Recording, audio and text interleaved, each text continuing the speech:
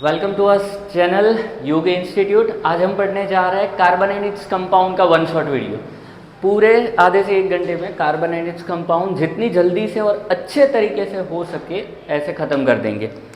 So first of all, अगर आप बात करो कि कार्बन कैसे कंपाउंड बनाता है, तो अगर मैंने एक साथ बस कार्बन के कंपाउंड रखे एक साइड, सिर्फ कंपाउंड ऑफ कार्बन, और एक साथ मैंने सारे एलिमेंट एक्सेप्ट कार्बन, सारे एलिमेंट के कंपाउंड रख दिए, फिर भी नंबर ऑफ कंपाउंड ज़्यादा होंगे कार्बन के, फिर भी कार्बन के नंबर ऑफ कंपाउंड ज़्यादा हो जाएंगे। ऐसा क्यों है कि कार्बन बहुत सारे कंपाउंड बनाता है? तो उसके मेन 2 रीज़न है। एक है कार्बन की टेट्रावैलेंसी और एक होगा उसका catenation property. Now what is the tetravalency? अगर आप बात करो किसी के लिए वैलेंसी की, तो वैलेंसी का मतलब क्या होगा? Number of bond that can be formed by element. कोई एक एलिमेंट कितने बॉन्ड बना सकता है, वो उसकी वैलेंसी हो गई। अब कार्बन देखो, नंबर है उसका 6, मतलब उसकी इलेक्ट्रॉनिक कन्फिगरेशन होगी 2,4। अगर आउटर मोस्ट में मोर देन 4 इलेक्ट्रॉन है तो वो गेन करेगा, लेस देन 4 है तो डोनेट करेगा। बट अगर 4 है, it can form a covalent bond. क्या बनाएगा ये? कोवेलेंट बॉन्ड बना देगा, मतलब शेयरिंग ऑफ इलेक्ट्रॉन। तो कार्बन के आउटर मोस्ट में कितने इलेक्ट्रॉन है? 4 इलेक्ट्रॉन है। वो चारों के चारों इलेक्ट्रॉन किसी और के साथ शेयर करेगा, मतलब carbon can form maximum 4 bond. वो कितने बॉन्ड बनाएगा? 4 बॉन्ड। इसको क्या बोलेंगे? Tetravalency of carbon, of carbon. जो 4 बॉन्ड बनाएगा वो टेट्रावैलेंसी। ये फर्स्ट प्रॉपर्टी इसकी, tetravalency. Second property catenation. Catenation property का मतलब होता है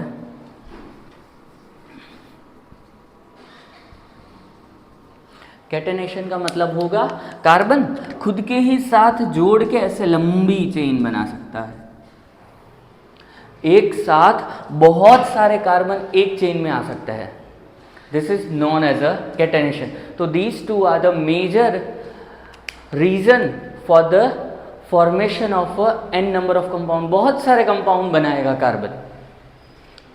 नाउ फर्स्ट ऑफ ऑल हम ये देखें कि कोवेलेंट कंपाउंड कैसे बनता है, फिर देखेंगे कि कार्बन का कोवेलेंट कंपाउंड कैसे बनेगा।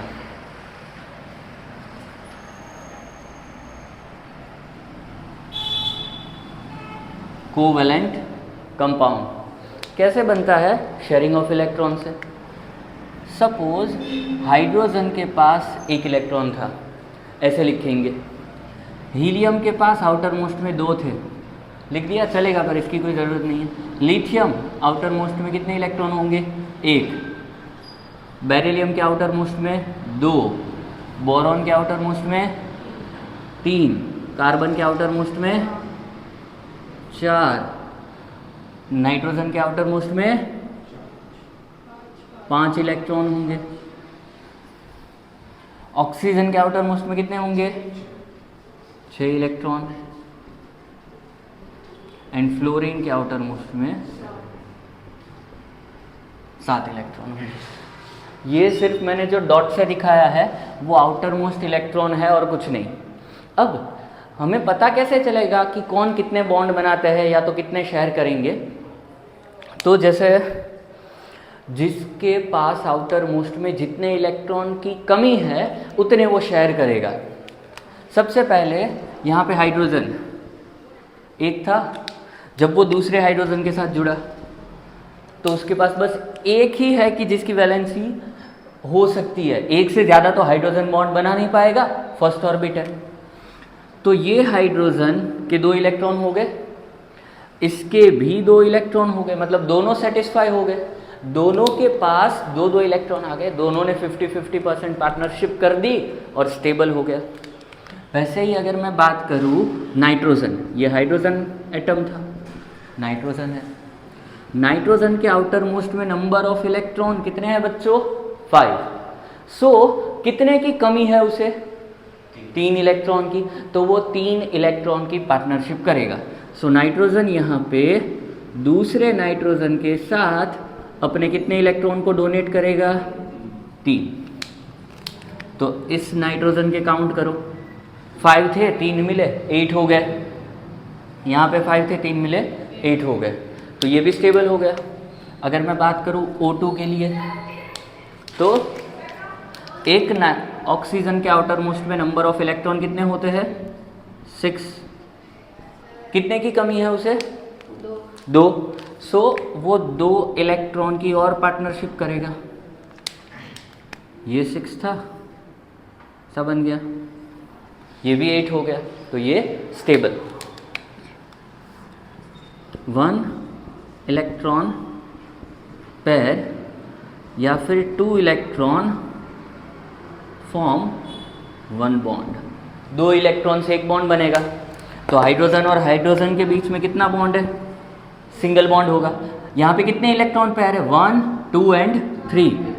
तो 2 नाइट्रोजन के बीच में ट्रिपल बॉन्ड, ऑक्सीजन के बीच में कितनी पेयर है? 2, तो डबल बॉन्ड से जुड़े होंगे। इसके लिए सिंपल से ऐसे याद रखो, जैसे वो हेरा फेरी में अक्षय कुमार निकलता है ना, एक का डबल, एक का डबल, एक का डबल, वैसे ही यहाँ पे एटम लेके निकलेगा। जितने इलेक्ट्रॉन उसे चाहिए उतने वो देगा किसी को, तो उसे डबल मिलेंगे। जैसे इसने 3 दिए तो उसे 6 मिल गए, हुआ ना। इसने 3 दिए, वापस से 3 मिल गए, तो उसके पैसे तो डबल हुए ना।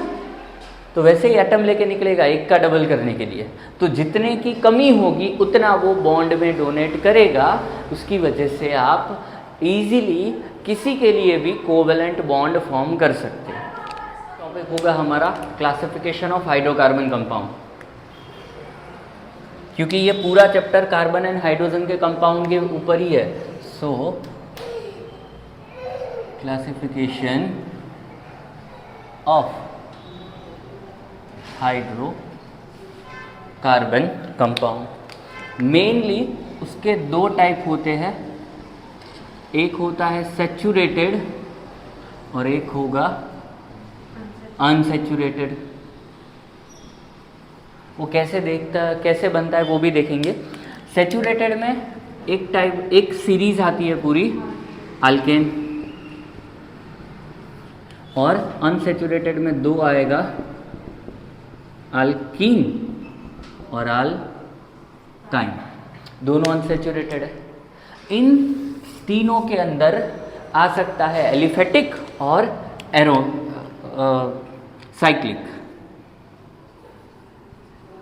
साइक्लिक कंपाउंड, एलिसाइक्लिक या एसाइक्लिक कंपाउंड। इसमें क्या होगा, एक में रिंग आएगी, साइक्लिक में क्या मतलब क्या होता है? रिंग वाले कंपाउंड।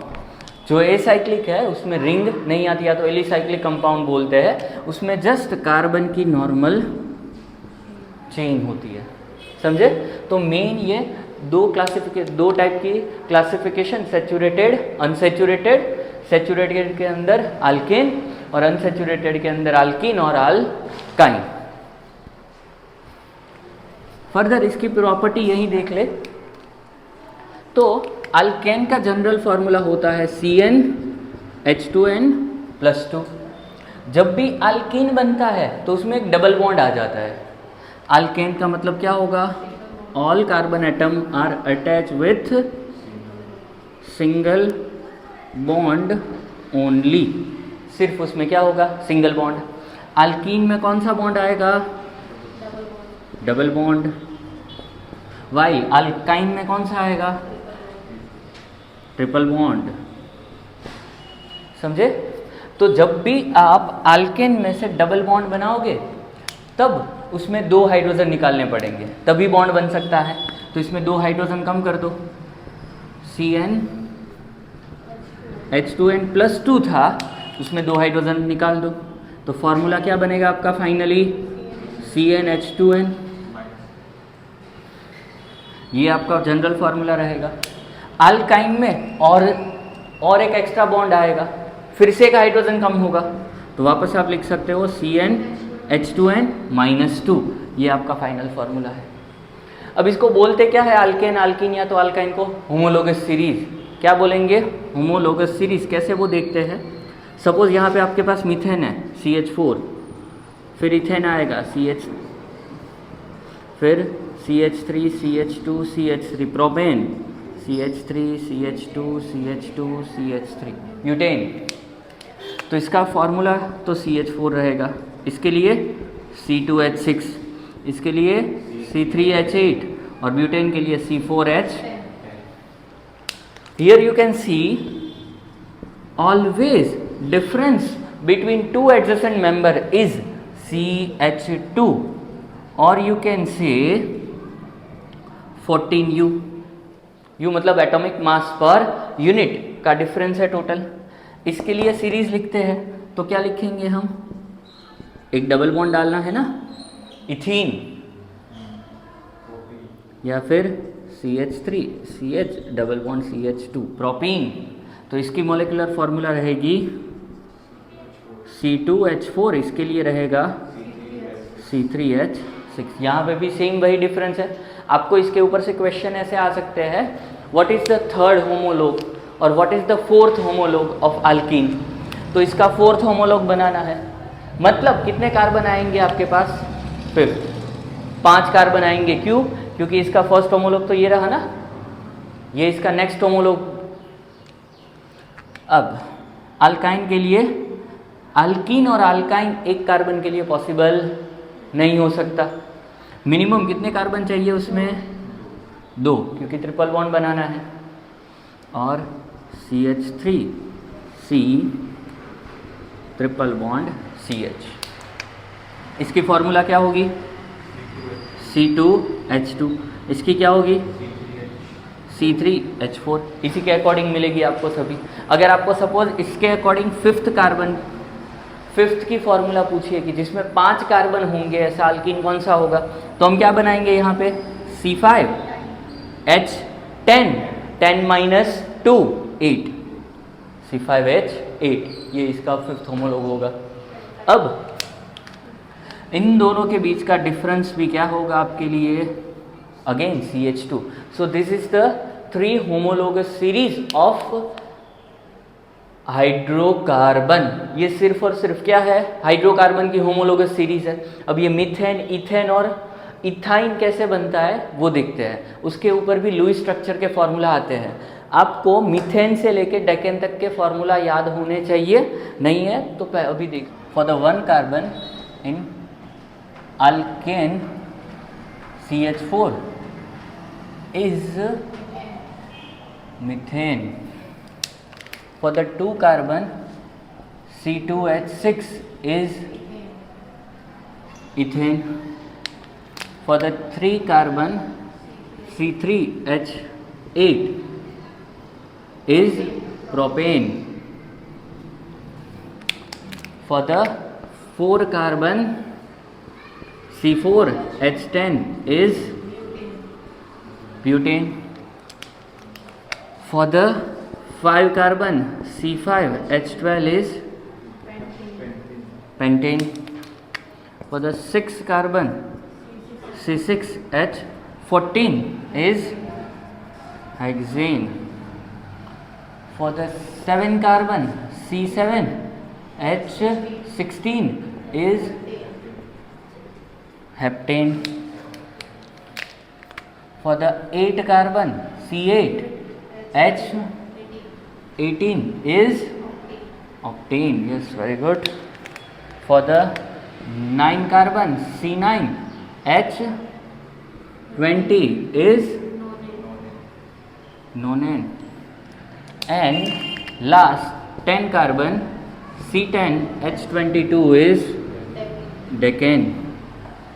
So ये सब याद होने चाहिए, methane, ethane, propane, butane, pentane, hexane, heptane, octane, नोनेन, decane. ठीक है, इसी के ऊपर से आपका IUPAC नेमिंग भी होगा। पहले ये आना चाहिए, इसके अलावा आप IUPAC नेम नहीं सीख सकते हो, समझे। नेक्स्ट हम पढ़ते हैं structure of methane, ethane, ethene और इथाइन, तीनों के स्ट्रक्चर ये आपको 2 मार्क में पूछ सकते हैं।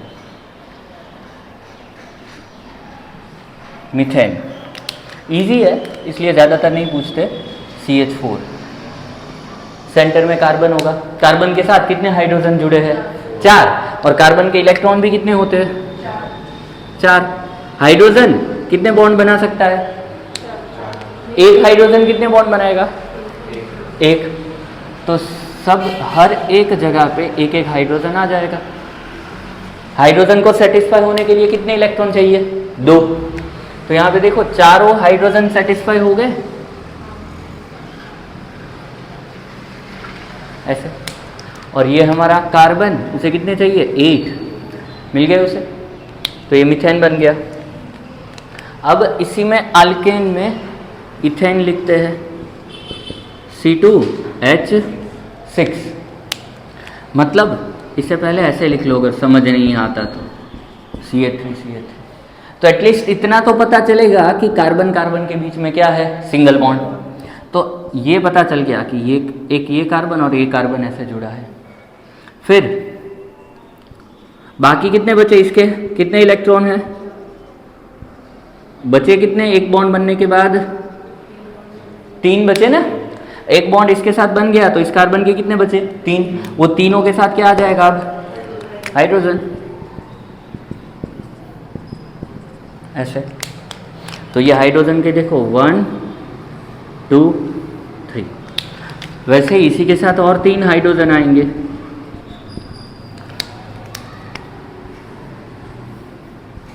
ऐसे। अब कार्बन को 8 इलेक्ट्रॉन चाहिए। कितने? 8। ये काउंट करना ठीक से ऐसे ऐसे 1 2 3 4 5 6 7 8 हो गए। उसी तरीके से इस साइड से देखो, इसके साथ भी 8 इलेक्ट्रॉन हो गए। अब अगर आपको बॉन्ड बना के दिखाना है तो एक ये कार्बन और ये कार्बन, बाकी लेफ्ट वाले कार्बन के साथ 3 हाइड्रोजन, 1 2 एंड 3। वैसे ही राइट वालों के साथ 3, 1 2 and 3। Next we are heading towards ethene. ईन है मतलब क्या होगा? Alkyne. C2H4, CH2 double bond CH2 ऐसा होता है। अब ये देखो इतना याद है ना आपको तो स्ट्रक्चर बनाना इजी हो जाएगा। एक्चुअली होता उल्टा है, इसके ऊपर से हमें ये पता चलता है पर हम उल्टा जाते हैं। ये अगर स्ट्रक्चर याद है तो इतना पता चल जाएगा कि दोनों कार्बन के बीच में डबल बॉन्ड है। अब डबल बॉन्ड बनाने के लिए कोई भी कार्बन कितने कितने इलेक्ट्रॉन पार्टनरशिप की करेगा? तो 1 और 2। तो दोनों कार्बन अपने 2 इलेक्ट्रॉन देगा पार्टनरशिप में। बाकी के बचे कितने होंगे? 2। एक कार्बन के पास मैक्सिमम 4 होंगे। लेफ्ट वाले के साथ कितने हाइड्रोजन है? 2। राइट वाले के साथ कितने हैं? 2। पहले हाइड्रोजन को सेटिस्फाई कर दो। ये हो गया, बैलेंस हो गया हाइड्रोजन। तो ऑक्सीजन सॉरी कार्बन को कितने चाहिए? 8। 1 2 3 4 5 6 7 8। वैसे इस कार्बन को भी 8 मिलेंगे। सॉरी थोड़ा बहुत बड़ा अंडा बन गया। 8। तो कार्बन हाइड्रोजन के साथ सिंगल बॉन्ड, इसके साथ सिंगल बॉन्ड, बीच में दोनों के साथ डबल बॉन्ड, फिर अगेन H और H। ये होगा आपके लिए इथीन। फिर लास्ट क्या होगा? इथाइन। YNE का मतलब क्या होगा? Triple bond C2H2। तो ये पता होगा तो स्ट्रक्चर बनाना इजी हो जाएगा आपके लिए। क्या करेंगे? यहाँ पे कितने बॉन्ड बनाना है? 1 2 एंड 3। तो 3 बॉन्ड के लिए कितने पार्टनरशिप करनी पड़ेगी? 3 इलेक्ट्रॉन की। तो कार्बन 1 2 एंड 3। वैसे ये वाला कार्बन भी कितने की पार्टनरशिप सामने करेगा? 3। अब एक कार्बन के कितने इलेक्ट्रॉन होते हैं? 4। बचे कितने होंगे? 1। तो दोनों साइड एक एक इलेक्ट्रॉन लिख दो। वो एक एक इलेक्ट्रॉन के लिए कौन उसके साथ जुड़ेगा अब? हाइड्रोजन। तो ये हाइड्रोजन के 1 2 खत्म, इसके 1 2 खत्म। कार्बन को 8 करने हैं हाइड्रोजन के साथ और इस कार्बन के साथ, हो गए 8, 1 2 3 4 5 6 7 8, और यहाँ पे इसके हो गए 8 इलेक्ट्रॉन। बॉन्ड बना के बना दो। कार्बन 3 इलेक्ट्रॉन पेयर है, मतलब कितने बॉन्ड होंगे? 3, 1 2 एंड 3। लेफ्ट में हाइड्रोजन के साथ एक, राइट में हाइड्रोजन के साथ एक। तो इतने लुईस स्ट्रक्चर है जो आपको एग्जाम में पूछ सकते हैं, ठीक है।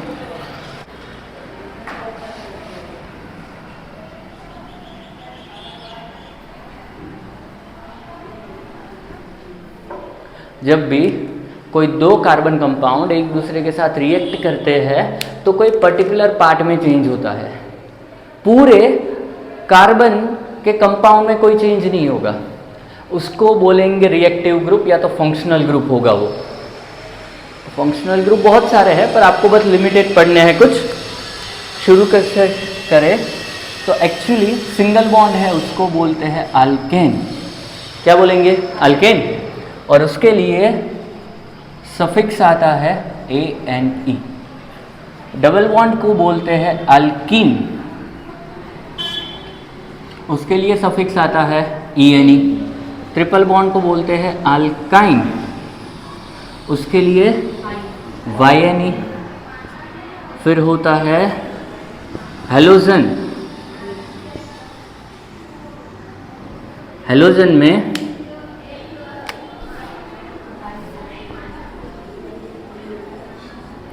में फ्लोरीन, क्लोरीन, ब्रोमीन और आयोडीन 4 आते हैं, जिसके प्रीफिक्स होते हैं, ये होगा प्रीफिक्स हेलो। क्या होगा? हेलो। वो हेलो वाला हेलो नहीं, इसके लिए फ्लोरो, क्लोरो, ब्रोमो, आयोडो।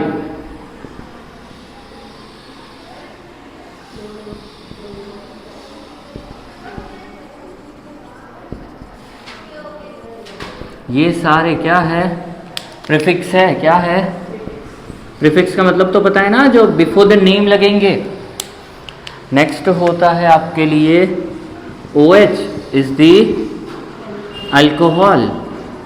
अल्कोहल के लिए सफिक्स होता है OL। उसके बाद आएगा ketone, C double bond O। Ketone के लिए प्रीफिक्स सफिक्स होगा ONE, ऑन। फिर आता है एल्डिहाइड CHO, जिसके लिए एल्डिहाइड, जिसके लिए होगा L। फिर आता है C double bond OH, carboxylic acid, और जिसके लिए सफिक्स होगा ओइक एसिड। इतने फंक्शनल ग्रुप है। अब ये काम कहाँ आते हैं? तो कोई कंपाउंड का नेम देने के लिए IUPAC नेम, जो हर कोई केमिकल का सभी जगह पे सेम होता है। तो ये नेम देने के कुछ रूल है। क्या है? First, select longest chain. Longest chain select करनी है। जैसे आपके पास, पहले रूल समझ ले, लिख लो, बाद में समझते हैं। Select the longest chain, add suffix और a prefix for the appropriate functional group. Give lowest number to functional group, and the third and the last one is add suffix or a prefix for the functional group. Lowest number देना है हमें functional group को और suffix prefix. पहले इतनी चीज़ें लिख लो, ये याद हो जाए, उसके बाद इसके ऊपर काम करते हैं, देखते हैं कि कैसे रूल होता है। हर एक फिर से एक बार समझ लो। Single bond alkane ANE, double bond alkene ENE, triple bond alkyne YNE, halogen के लिए ये प्रीफिक्स है जो बिफोर नेम लगेंगे, halo. OH for the alcohol तो OL आएगा, C double bond O ketone ONE, CHO aldehyde तो L, C double OH carboxylic acid तो ओइक एसिड। बस ये क्या दो एग्जांपल देता हूँ, जल्दी से समझ लेना। CH3 CH2 CH2 OH, longest chain कितने कार्बन की है? 3। सेकेंड रूल क्या है? लोएस्ट नंबर, तो 1 2 3 मिला। पर अगर मैंने इस टर्मिनल से स्टार्ट किया 1 2 3 तो क्या मिलेगा? 1। तो लोएस्ट नंबर कौन सा कंसीडर करेंगे? 1। सो नेम होगा इसका propane 1 all. CH3 CH2 COOH 1 2 3, 3 carbon का एसिड। 3 कार्बन के लिए वर्ड क्या है? प्रोपेन। एसिड के लिए सफिक्स क्या लगता है? Oic acid, propanoic acid. Propane का जो ई है वो रिमूव कर देना, ई रिमूव करने के बाद आपको ओइक एसिड लगाना है। अगर ऐसा है CH3 COOH, 2 कार्बन के लिए वर्ड इथेन, इथेन के पीछे oic acid, ethanoic. Common name भी याद रखना, इस चैप्टर में भी हमें पढ़ना है, एसिटिक एसिड, जिसका 5% सॉल्यूशन विनेगर भी कहलाता है। CH3 CH2OH, नंबर देने की जरूरत नहीं है, कोई भी साइड से 1 ही मिलेगा, 1 ही दे दो, कोई भी साइड जुड़ा है। 2 कार्बन मतलब इथेन, इथेन के पीछे लगेगा ऑल, इथेनॉल, जिसका 95% सॉल्यूशन स्पिरिट कहलाता है। CH3OH, 1 कार्बन के पीछे ऑल, मिथेनॉल, और मिथेनॉल का मतलब होगा वुड स्पिरिट। ये सिर्फ स्पिरिट है, ये वुड स्पिरिट होगा। नाउ अब हम देखेंगे कुछ ऑर्गेनिक कंपाउंड की general reactions. Reaction of organic compound. Reaction देने से पहले, समझने से पहले ये समझ ले कि कैसे टाइप के कंपाउंड रिएक्शन कैसी देंगे। फर्स्ट 4 रिएक्शन देते हैं, combustion, oxidation, substitution and addition. Combustion का मतलब क्या होगा? जलाना। कोई भी कंपाउंड को आप हीट करो, जैसे कार्बन को भी आपने जलाया तो क्या देगा? CO2 plus heat plus light. कोई भी चीज़ जलाते हो तो उसमें से लाइट निकलती है ना, जैसे आप मशाल जलाओगे तो अंधेरे में भी देख सकते हो, सिंपल। हीट, गर्म भी होगा वो।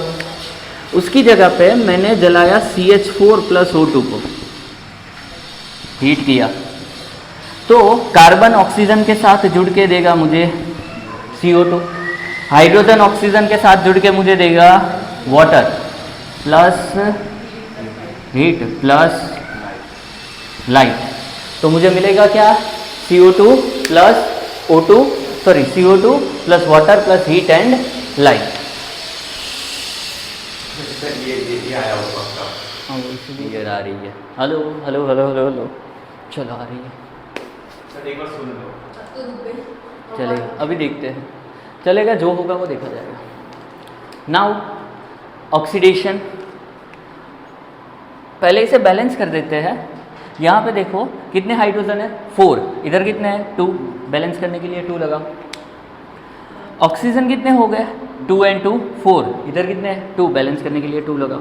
सो जब कभी भी आप कोई भी हाइड्रो कार्बन को कंबल्ट करोगे, जलाओगे, तो मेन प्रोडक्ट होगी CO2 plus water plus heat plus light. ये आपकी मेन प्रोडक्ट होगी।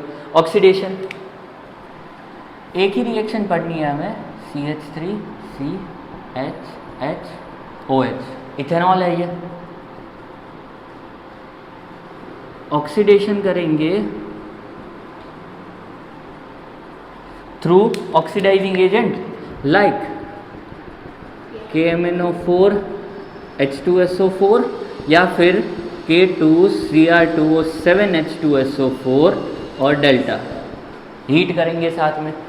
थ्रू ऑक्सीडेशन हम क्या चीज़ करते हैं ऑक्सीडेशन में? Removal of oxygen and removal of hydrogen and addition of oxygen. तो यहाँ से हमें हाइड्रोजन को रिमूव करना है और ऑक्सीजन को ऐड करना है। इन दोनों को रिमूव कर दो। क्यों? क्योंकि एक ऑक्सीजन डालने के लिए 2 वैलेंसी फ्री चाहिए। तो हम यहाँ पे इन दोनों हाइड्रोजन को रिमूव कर देंगे और ऐड क्या करेंगे? ऑक्सीजन। तो ये अल्कोहल में से क्या बन गया? ये कौन सा फंक्शनल ग्रुप है? Carboxylic acid. सो नेम क्या होगा उसका? इथेन। इथेन के पीछे लगेगा ओइक एसिड, इथेनोइक एसिड हो गया ये। Substitution, this will be given by the saturated compound. कौन देगा ये? Saturated. Like example alkane.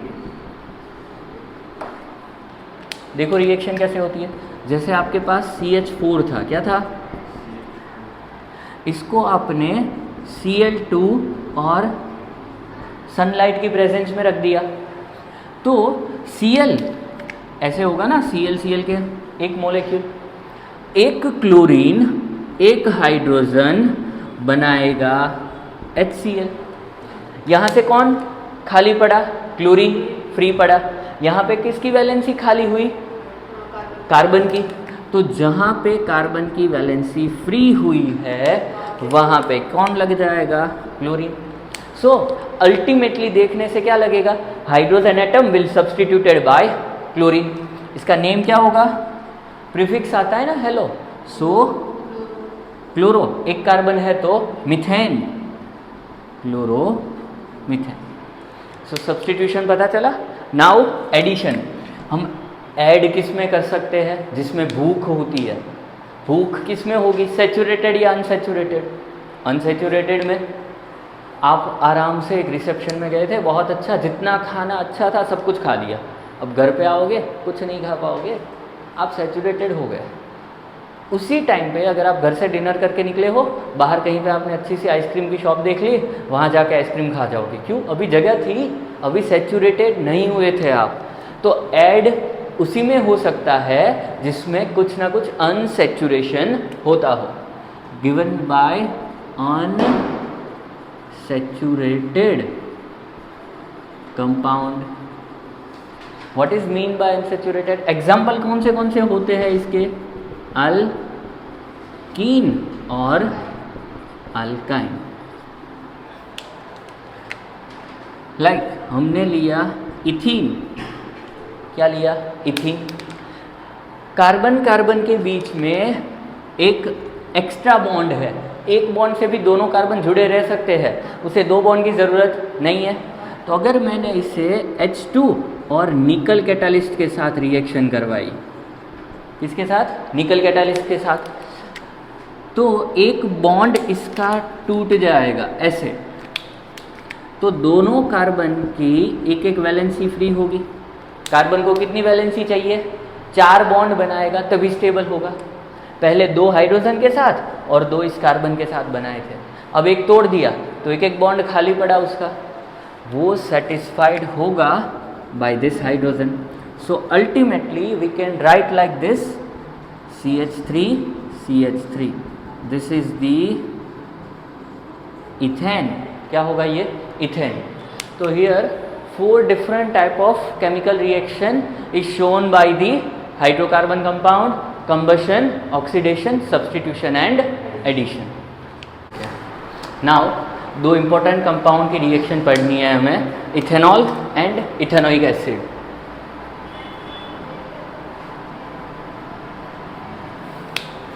Ethanol CH3 CH2OH reaction with base. Ethanol की रिएक्शन करते हैं हम किसी बेस की प्रेजेंस में, तो क्या होगा, ये वीक एसिड है। क्या है ये? Weak acid. और एसिड की टेंडेंसी क्या होगी? प्रोटॉन लूज करने की। सपोज ये बॉन्ड टूटा, H प्लस और ऑक्सीजन माइनस, यहाँ से ये बॉन्ड तोड़ दो, प्लस और OH माइनस होगा, तो क्या देगा ये? CH3 CH2O माइनस के साथ क्या जुड़ेगा? Na plus. काम हो तो गई? ओके, 10th वाला ना? ओके, कर दिए सब। बेकल्ला अभी रुक जा पहले। तो आपको प्रोडक्ट मिलेगी ऐसी, एक सॉल्ट है, बाकी क्या बचा? H और OH, H2O देगा, ये सॉल्ट है। क्या होगा? सॉल्ट। नेम होगा sodium alkoxide. Sodium alkoxide general name है। प्रॉपर नेम देना है तो नेम होगा सोडियम इथॉक्साइड। इसका नेम होता है सोडियम इथॉक्साइड। फर्स्ट है रिएक्शन विथ बेस, सेकेंड होगी रिएक्शन विथ एसिड। जब कभी भी हम अल्कोहल की रिएक्शन करते हैं कॉन्सेंट्रेटेड H2SO4 के साथ, concentrated H2SO4, H2SO4 is a dehydrating agent.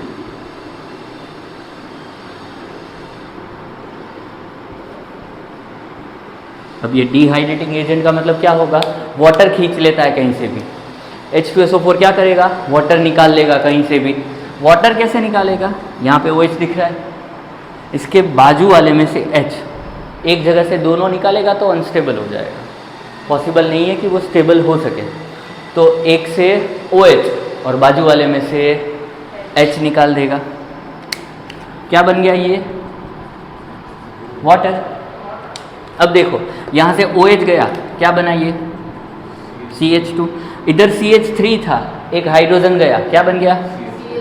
CH2। अब दोनों साइड से एक एक वैलेंसी खाली होगी, सेटिस्फाई करने के लिए क्या करेगा वो? डबल बॉन्ड बना लेगा। सो ये क्या बन गया आपके लिए? इथीन। था क्या ये? Ethanol. This is also known as elimination reaction. Addition में कुछ ऐड हो रहा था, यहाँ पे रिमूव हो रहा है, इस वजह से ये एलिमिनेशन है, या फिर इसे आप डिहाइड्रेशन ऑफ अल्कोहल भी बोल सकते हो। समझे? लिख लो रिएक्शन विथ बेस और reaction with acid. Reaction of ethanoic acid. Ethanoic acid का फॉर्मूला है CH3 C double bond OH, C double OH। अब फर्स्ट IMP रिएक्शन है जो पूछ सकते हैं, एस्टरिफिकेशन।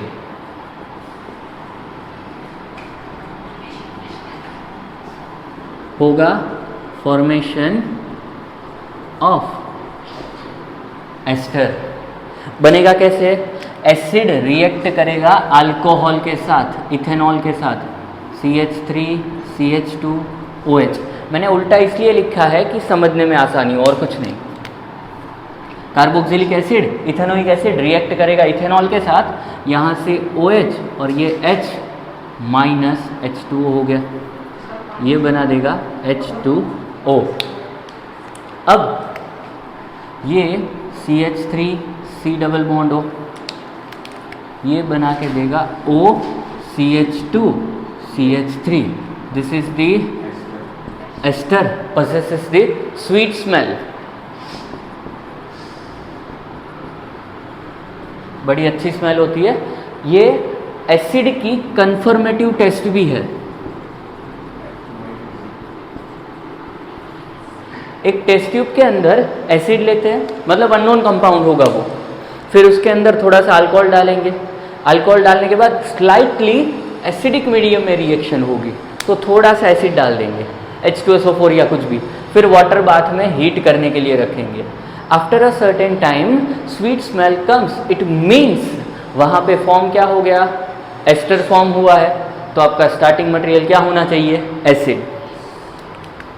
अब अगर मैं इसकी रिएक्शन करूँ फिर से एस्टर की NaOH के साथ,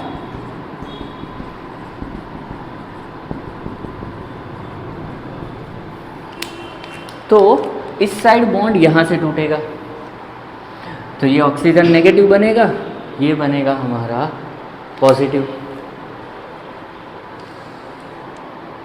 नहीं, गलत है मेरा।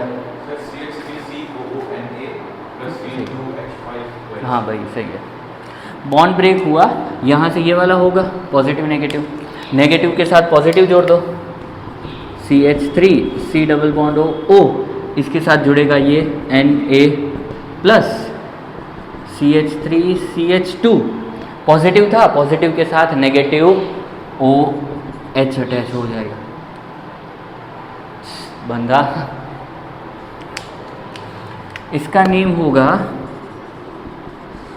सोडियम एसीटेट, सोडियम इथेनॉइट या तो सोडियम एसीटेट, और ये होगा आपके लिए इथेनॉल।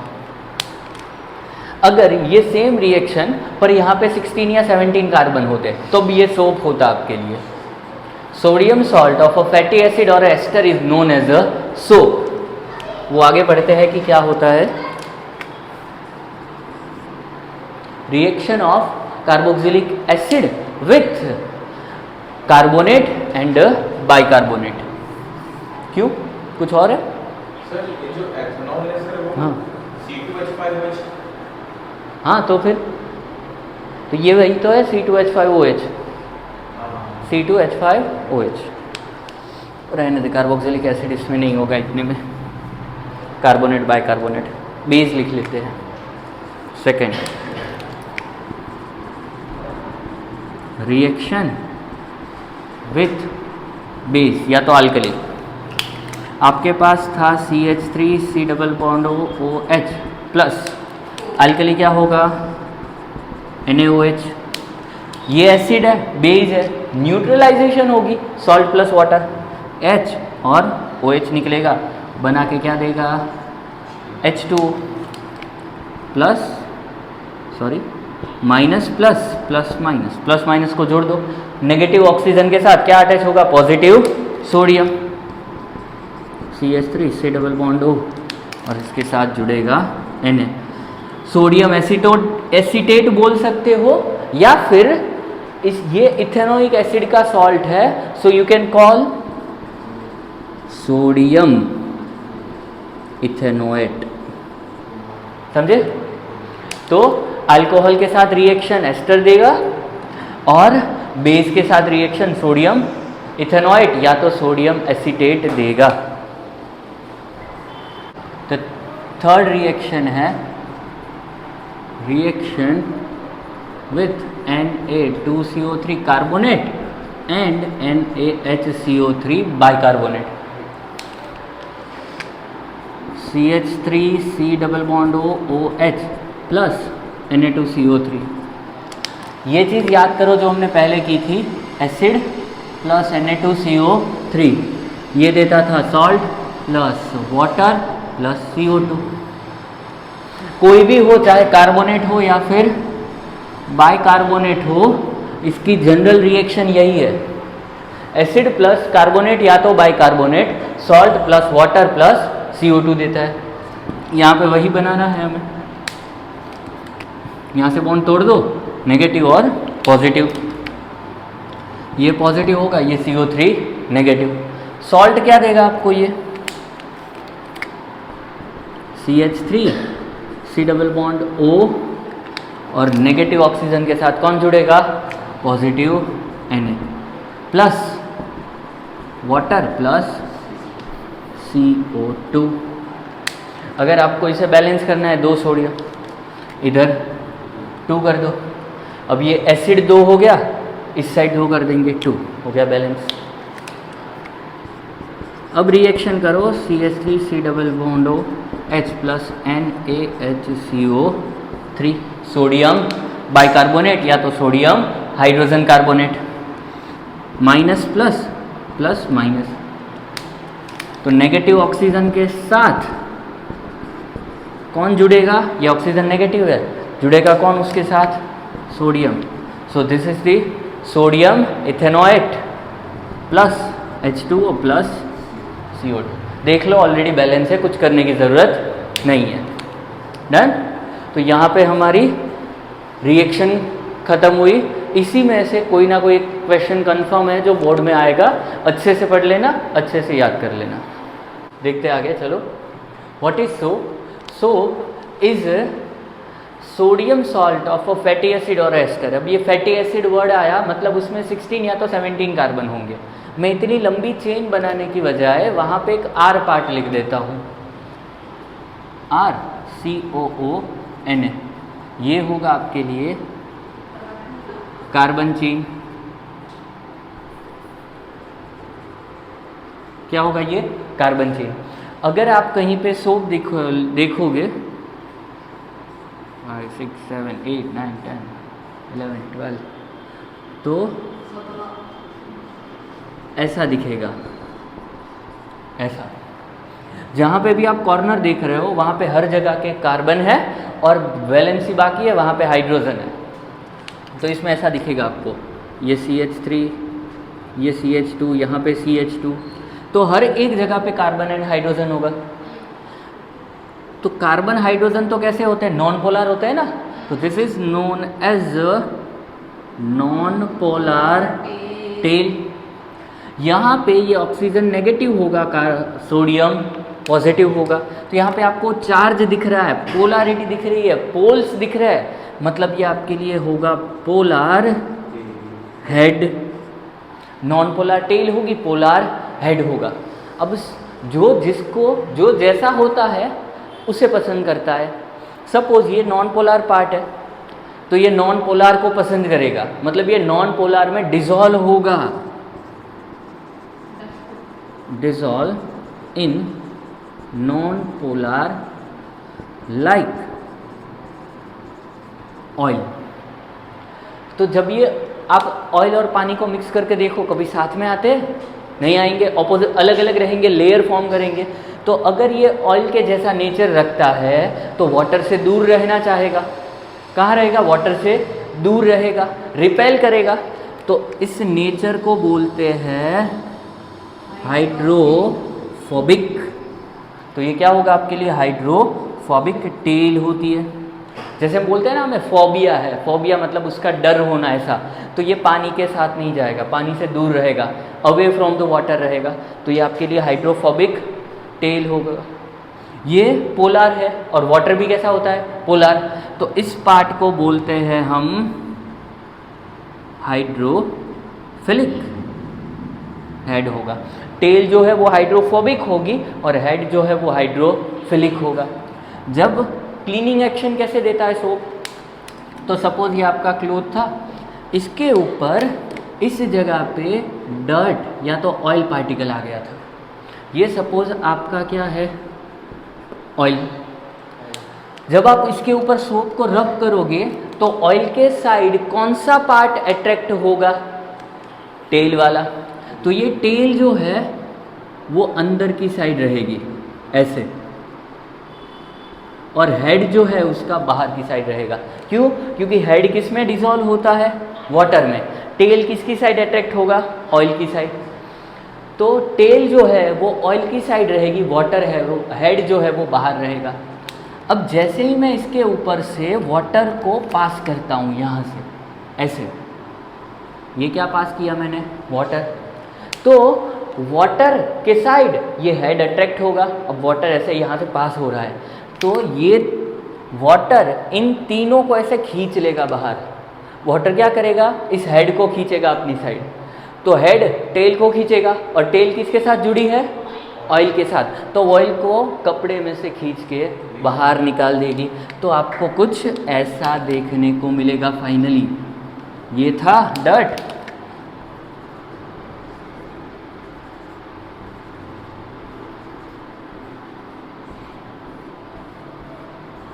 ऐसा, this is known as myself.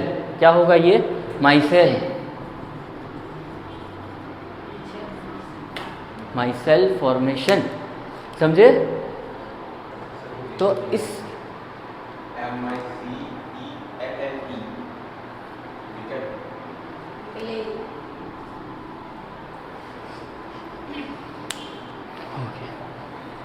तो सोप इस तरीके से क्लीनिंग एक्शन देगा, समझे? है जो ये टेल है वो ऑयल के साइड रहेगी और हेड है वो पानी के साथ निकल जाएगा। अब एक इंटरेस्टिंग क्वेश्चन आता है, आपको क्वेश्चन ऐसा पूछते हैं, why soap do not work in hard water?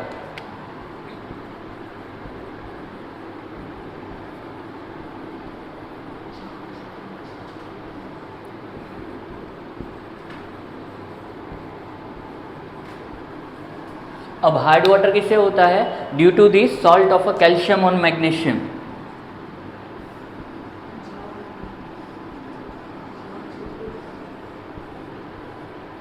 Due to the salt of a calcium and magnesium, इसकी वजह से वाटर की हार्डनेस होती है, वाटर ज़्यादा हार्ड होता है।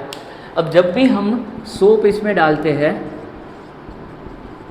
कि जिसके अंदर ऑलरेडी कैल्शियम मेटल प्रेजेंट हो, क्या हो? कैल्शियम, तो क्या करेगा? पॉजिटिव नेगेटिव सब्स्टिट्यूशन तो होगा ना रिएक्शन में, तो RCOO माइनस,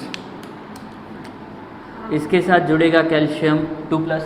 अब कैल्शियम का चार्ज बैलेंस करना है तो नेगेटिव कितनी चाहिए? 2 बार चाहिए ना, तो ये ट्वाइस ऐसा दिखेगा। कैल्शियम के साथ कोई सॉल्ट मिल जाएगा आपका, salt of calcium, and this is insoluble in water. ये क्या है? Insoluble in water. अब वाटर में अनसॉल्यूबल, इनसॉल्यूबल है मतलब ये बाहर आ जाएगा प्रेसिपिटेट के फॉर्म में। किसके फॉर्म में? Precipitate, PPTs. This precipitate is known as a scum. तो कैल्शियम और मैग्नीशियम जब भी सोप के कांटेक्ट में आएंगे तो वो सोप को स्कम में कन्वर्ट कर देंगे। मतलब जिसको वाटर के अंदर डिज़ोल्व होके क्लीनिंग एक्शन देनी थी उसकी जगह पे वो क्या करेंगे? उसी को बाहर निकाल देंगे पानी में से। तो वाटर के अंदर सोप अपनी क्लीनिंग एक्शन नहीं दे पाएगा। वाइल डिटर्जेंट को ये तकलीफ नहीं होती है। क्यों? Because of detergent is salt of a sulphonic acid या तो sulphate, sodium salt of sulphate molecule है, और सल्फेट के कैल्शियम या तो मैग्नीशियम सॉल्ट डिजोल्व होंगे वाटर में, RSO3Mg या तो RSO3Ca is already soluble in water. ये क्या है आपके लिए? Soluble in water. वाटर में सॉल्यूबल है मतलब डिटर्जेंट कभी भी स्कम फॉर्म नहीं करेगा, तो वो अच्छे तरीके से क्लीनिंग एक्शन दे पाएगा। So thank you for watching our video. यहीं पे हमारा 1 शॉट वीडियो ख़त्म होगा। अपनी मेहनत शुरू करे रखें और इसी तरह के अच्छे वीडियो के लिए हमारे साथ जुड़े रहे। Thank you.